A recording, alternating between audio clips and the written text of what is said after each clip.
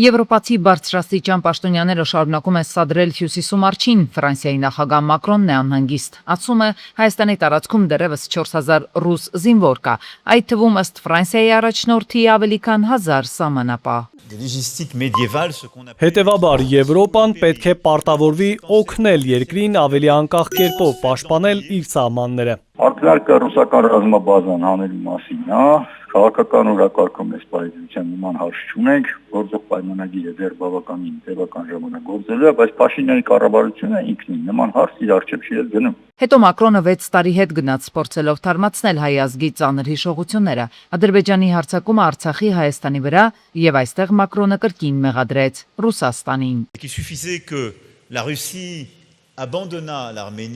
Տեսանք, որ Ռուսաստանը լքեց Հայաստանին եւ հասկացանք, որ այդ երազանքները իրականություն չեն։ Կարծես բոլորը սովորել էին, որ նա պետք է լինի տարածաշրջանում հովանավորը, որովհետեւ Հարավային Կովկասը պետք է պահպանվի ինչ-որ մեկի կողմից։ Մակրոնի ձևակերպումն է Հայաստանն ունի եվրոպական կոչում, եվրոպական ճակատագիր, նրա խոսքով Հարավային Կովկասը պետք է չլինի կայսրությունների մրցակցության վայր։ Ըստ փորձագետների եվրոպացի պաշտոնյաները զուտ քաղաքական հայտարարություններ են հնչեցնում Հայաստանի քաղաքական վեկտորի ուղղությանը եւ տրամադրություններին աջակցելու համար։ Հայաստանը իր քաղաքական ուղղվածությունը վեկտորը չի փոխում, նման հարց օրակարգում գոյություն չունի։ Հայաստանի իշխանությունների խնդրանքով այս տարի կազմակերպել են այստեղ, որովհետև նախընտրական իրավիճակ։ Նախագահական նստավայրում Փաշինյան-Մակրոն համատեղ ճեպազրույցի ժամանակ արտասահմանցի լրագրողներից մեկը հարցրել է Մակրոնին. Հայաստանում սպասվող խորհրդարանական ընտրություններից մեկ ամիս առաջ Ֆրանսիայի նախագահի բացահայտ աջակցությունը Փաշինյանին միջամտություն չէ ընտրական գործընթացին։ Պետք է հասկանալ, թե որոնք են միջամտությունները, այն քայլերը, որոնք փորձում են մանիպուլացնել ժողովրդին ժողովրդավարական երկրում։ Ես ցուցաբերում եմ աջակցություն այն գործընկերոջը, որին վստահում եմ ավելի քան 8 տարի։ Անում եմ այն, ինչ արել եմ Մայա Սանդուին աջակցելով։ Փաշինյանն անդրադարձավ նաև 2023-ին Պրահայում տեղի ունեցած քառակողմ հանդիպմանը։ Փաշինյանի համար այդ օրը նոր իրականության եւ տարածաշրջանային ռազմավարության ձևավորման առանցքային հանգրվան էր, որտեղ ըստ նրա Էմանուել Մակրոնը հանդես է եկել բացառիկ վճռականությամբ եւ սկզբունքայնությամբ։ Երբ որ թվում էր, թե Հայաստանի Հանրապետությունը այլևս չունի ոչ մի հույս եւ հենարան եւ չկա մի ուժ եւ անհատ, որը կարող է մեր ձեռքը բռնել, մենք ամենադժվար պահին զգացինք եւ շոշափեցինք նախագահ Մակրոնի ձեռքը եւ նա ամուր բռնեց մեր ձեռքից, մենք նրա ձեռքերից ամուր բռնեցինք։ Հայաստանում խորհրդարանական ընտրություններին ընթരാճ Թուրքիան եւս մեկ իմիտացիոն քայլ է անում, թե իբր ցանկանում է կարգավորել հարաբերությունները Հայաստանի հետ։ Մենք արդեն որոշել ենք, երբ ժամանակը գա, բոլոր մանրամասները քննարկվեն, ամեն ինչ կատարվի, կբացենք սահմանը։ Հայաստանում իրեն ինչպես իր տանը զգացող թուրք բանագնացին լրագրողները հարցրել են. Ինչ նորություն հայ-թուրքական սահմանից։ Բացման շուրջ քննարկումներ եղել են հայկական կողմի հետ։ Գյորջյան Կասկադ 60 ամիս փուլային վճարում բազմաթիվ առավելություններ։ Ռուբեն Վարդանյանն ընտանիքի միջոցով հայտարարություն է արել ուղղված Հայաստանի օմբուդսմեն Անահիտ Մանասյանին։ Եթե Ադրբեջանի բանտերում գտնվող հայ քաղաքացիների պաշտպանությունը Հայաստանի օմբուդսմենի մանդատի մեջ չի մտնում, ապա ում մանդատն է սա, հարցադրում է արել Ռուբեն Վարդանյանը։ Ինչպես է ստացվում, որ Հայաստանի ներկայացուցիչները կարող են Ադրբեջան մեկնել առևտրային, տնտեսական եւ այլ հարցեր քննարկելու նպատակով, բայց չեն կարող կազմակերպել այց հայ գերիների կյանքի առողջության իրավական կարգավիճակի հարցերով։ Արդյոք մարդկանց ճակատագիրն առևտրային բանակցություններից առավել կարևոր չէ, հարցնում է Ռուբեն Վարդանյանը։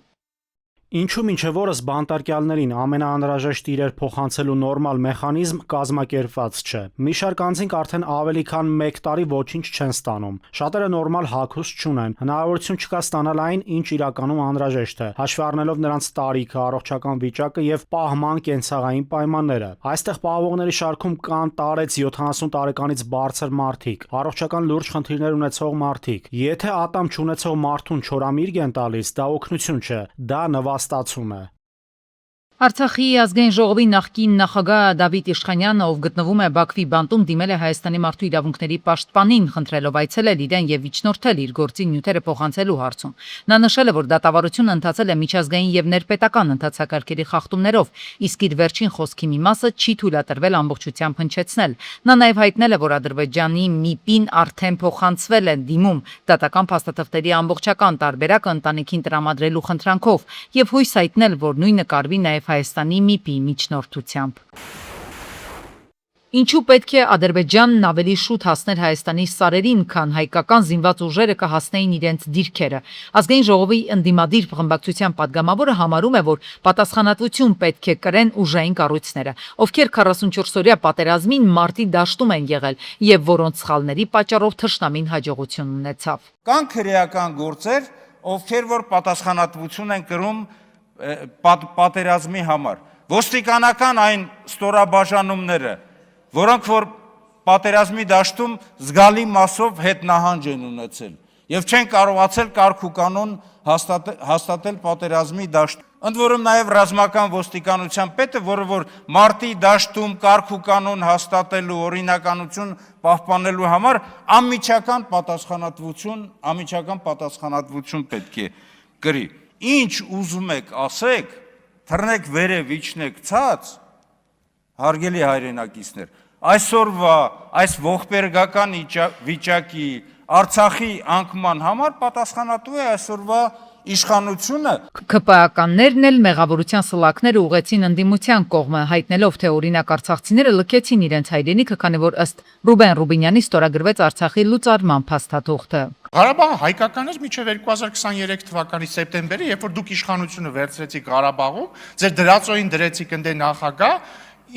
ու դրանից մի քանի օր հետո ինքը լուծարման փաստաթուղթ ստորագրեց ու մարդիկ դուրս եկան Ղարաբաղից ձեր գործողությունների արդյունքում։ Նախընտրական գործընթացների մասին ընդդիմադիրների դիտարկմամբ, որքան էլ գործող իշխանությունը խոսում է գալիք ընտրությունների օտարերկրյա միջամտությունը բացառելու մասին, այս օրերին ըստ Արծվիկ Մինասյանի իրենք հակառակն են նկատում։ Իդեպ ընդդիմադիր падգամավորի այս դիտարկման ընթացքում ազգային ժողովի դալիճում ներկա էր նաև Հայաստան պաշտոնական այցով ժամանած Լատվիայի նախագահը։ Падգամավոր Մինասյանը մեղադրեց եվրոպացի առաջնորդներին նախընտրական այս շրջանում օտարերկրյա միջամտության ուղիղ թիրախավորված ոչ թե Հայաստանին, այլ Հայաստանում գործող իշխանությանը աջակցելու համար։ Բոլորը իմանան, թե ինչպես է հերթական անգամ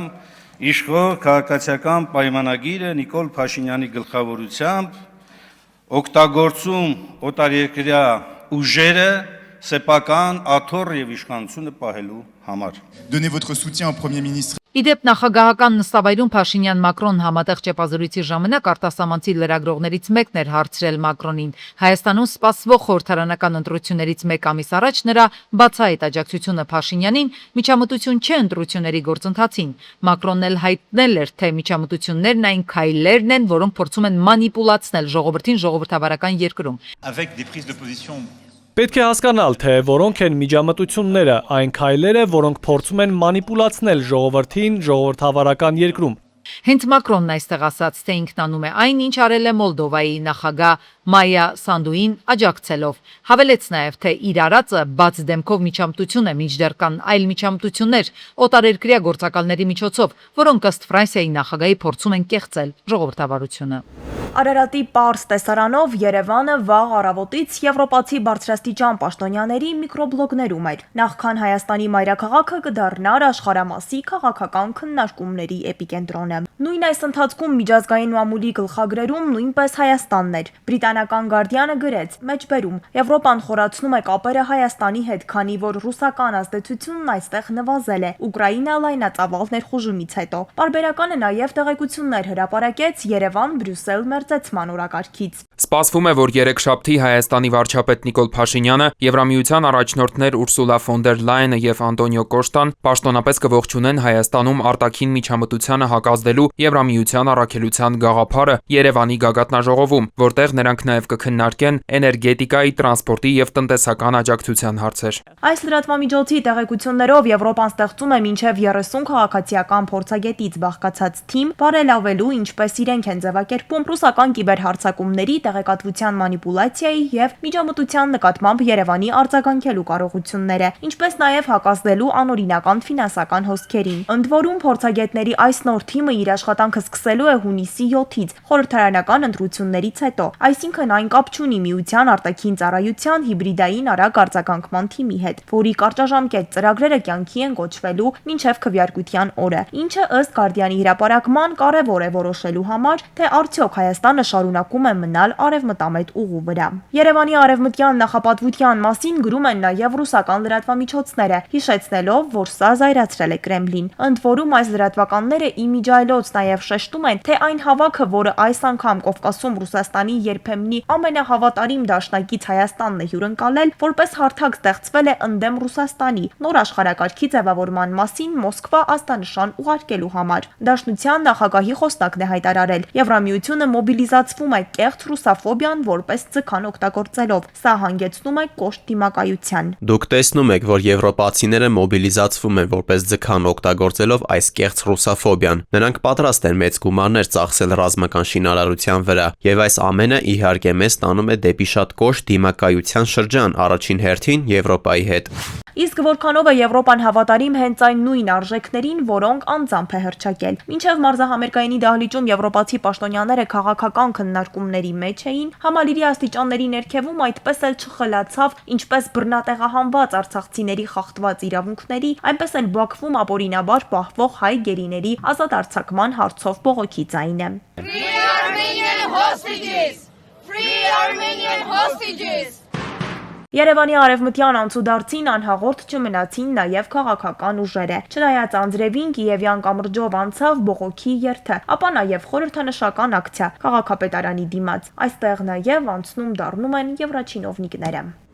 Հայաստանը խոսքի ազատության ցուցանիշով աշխարհում 34-րդ հորիզոնականից իջել է 50-րդ հորիզոնական։ Լրագրողներ առանց սահմանների միջազգային կազմակերպության մամուլի ազատության համաշխարհային ինդեքս 2026-ը բացասական միտումներ է ֆիքսել Հայաստանում։ Միջազգային կազմակերպության գնահատմամբ Հայաստանում մամուլի ազատության վիճակը խնդրահարույց է, իսկ անկումը վկայում է համակարգային խնդիրների մասին։ Չնայած Հայաստանի մեդիա դաշտի թվացial բազմազանության, այն շարունակում է մնալ խիստ բևեռացված։ Երկիրը կանգնած է ապատեղեկատվության եւ ատելության խոսքի աննախադեպ ալիքի առաջ, որը սնուցվում է ներքին քաղաքական լարվածությամբ, անվտանգության խնդիրներով եւ այն հանգամանքով, որ Հայաստանը բարդ աշխարհաքաղաքական դիրք է զբաղեցնում Ռուսաստանի եւ Եվրամիության միջեւ։ Քաղաքական ինդիկատորը մեզ մոտ անցած տարի եղել է 33, դարձել է 57 եւ մյուսը security indicator, այստեղ էլ մեծ աղմկում ունենք, սա վերջինն է, թե օրինակ լրագրողների կալանավորում, նրանց նկատմամբ բռնություն, ոտնձգություն, հայոյանքներ։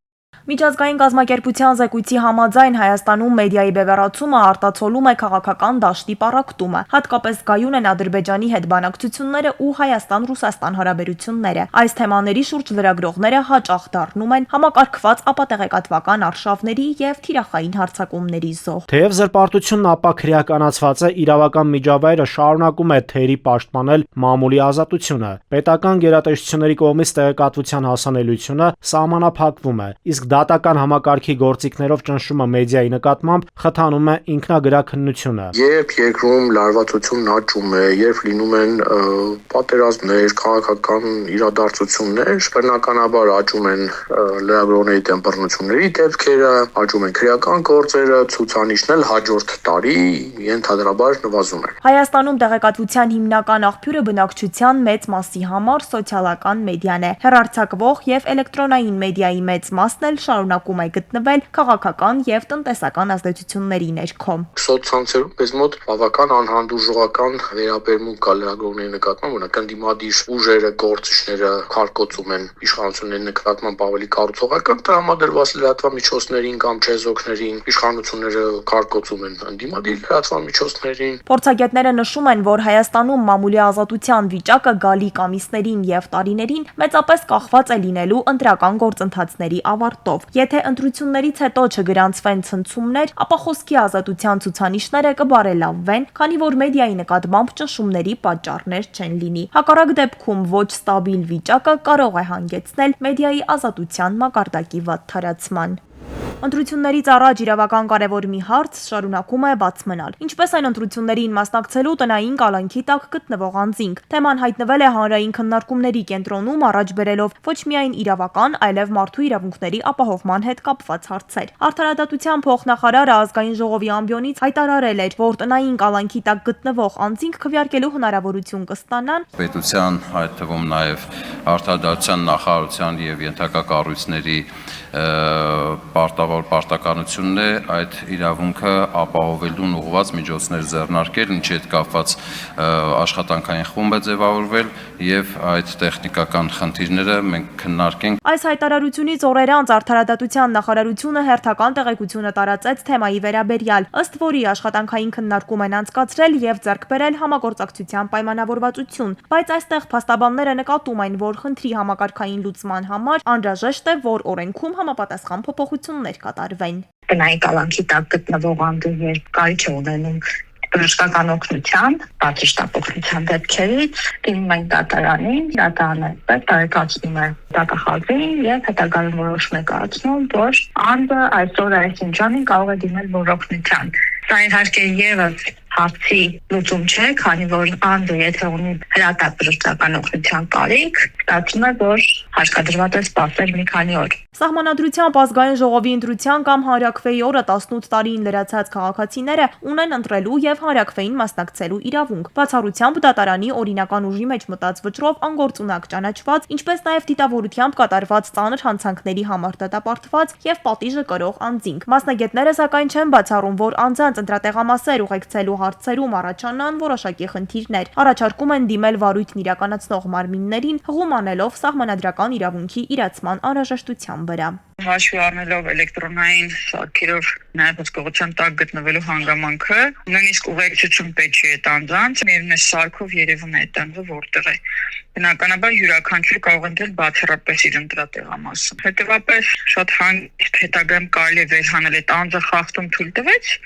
ընտրություններին մասնակցելով այլ տեղ գնաց, թե գնաց ընտրատեղամասը հետ եկավ։ Այդ մեթոդով կարելի է այդ խնդիրը լուծել։ Դրա համար անհրաժեշտ է կամք եւ ցանկություն։ Նման իրավիճակների համար միջազգային փորձը տարբեր է։ Որոշ երկրներում կիրառվում է փոստային քվեարկության կամ հատուկ կազմակերպված շարժական խմբերի մեթոդը։ Մասնագետների դիտարկմամբ հեռավար կարգով քվեարկության հնարավորության ընձեռման համար անհրաժեշտ կլինեն օրենսդրական փոփոխություններ իրականացնել։ Չափանիշները, թափանցիկությունը, այն բոլոր երաշխիքները, որոնցով ապահովված են այդ ընտրատեղամասերը, բոլոր երաշխիքները պետք է ապահովեն։ Պարզապես այդ քվեատուփը սպտացնելով չի, էլի, պետք է օրենսդրական մակարդակով նաև դրա համապատասխան երաշխիքները լինեն, որպեսզի